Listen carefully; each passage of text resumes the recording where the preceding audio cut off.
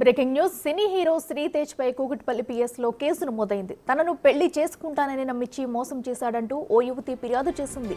శ్రీతేజ్ పై గతంలో Kukatpally police station లో కేసు నమోదైనట్లు తెలుస్తుంది.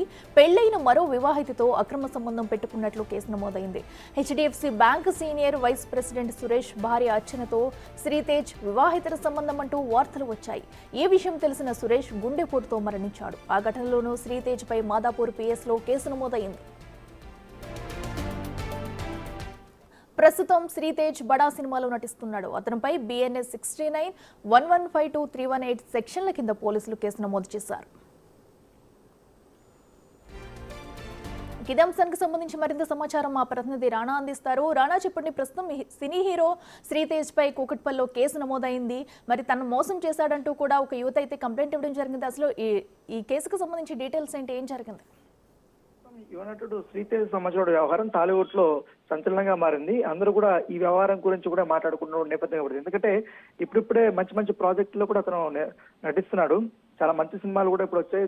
చాలా వరకు కూడా ఇప్పటికే హిట్ అయినటువంటి సందర్భం కూడా ఇప్పుడిప్పుడే సినిమాలు కూడా ఎక్కువగా పుంజుకున్న సమయంలో ఇతను ఈ వివాదాలకి వెళ్ళినటువంటి నేపథ్యం కాబట్టి గతంలో కూడా ఎఫ్ఐఆర్ పెట్టుకున్నటువంటి కేసు కూడా ఒకటి ఉంది. దాంతోపాటు ఇప్పుడు ఒక యువతిని మోసం చేశాడనేది కూడా ఇప్పుడు ఎఫ్ఐఆర్ నమోదైనటువంటి నేపథ్యం కాబట్టి ఎందుకంటే ఈ కేసులో కూడా శ్రీశైలం సంబంధించిన విషయంలో అతనికి సెక్షన్స్ కూడా చాలా గట్టిగానే పెట్టినట్టు మనకు చాలా స్పష్టంగా కూడా కనబడుతుంది.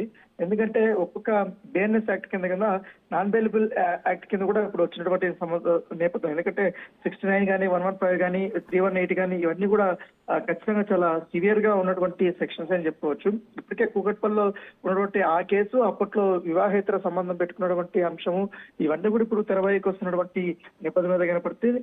దాంతోపాటు ఈ మధ్య కాలంలో చాలా హిట్ సినిమాల్లో కూడా అతను నటించినటువంటి పరిస్థితి. ఇప్పుడు దాంతోపాటు ఈ దళారి సినిమా గానీ, బహిష్కరణ గానీ, ఆ తర్వాత లక్ష్మీ నివాస్ గానీ ఇలాంటి సినిమాలన్నీ కూడా ఆయన నటించాడు. దాంతోపాటు కొన్ని హిట్ సినిమాల్లో కూడా అతను నటించడం నేపథ్యం కాబట్టి ఇప్పుడు నటించిన తర్వాత ఇప్పుడు కెరీర్ పీక్ స్టేజ్ లోకి వెళ్తున్నటువంటి సందర్భంలో ఈ కేసుల్లో అతను ఇరుక్కుపోయాడు. ఖచ్చితంగా కూడా అతను నన్ను మోసం చేశాడు కాబట్టి అతన్ని ఖచ్చితంగా శిక్షని అనుభవించాల్సిందే అనేది కూడా యువతి చెప్తున్నారు. అయితే యువతకు సంబంధించిన విషయాలన్నీ కూడా బయటకి పోలీసులు అయితే చెప్పకూడదని చెప్తున్నారు. ఎందుకంటే గతంలో హెచ్డిఎఫ్సి బ్యాంక్ లో సీనియర్ వైస్ ప్రెసిడెంట్ గా పనిచేసిన సురేష్ భార్యతో అతను ఈ వివాహేతర సంబంధం ఉంది కాబట్టి అప్పట్లోనే గుండు కొడుతూ అతను సురేష్ చనిపోయాడు. దానికి కూడా కారణము శ్రీతేజ్ పైన.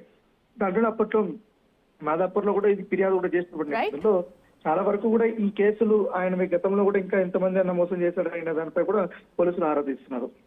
Right Rana, thank you.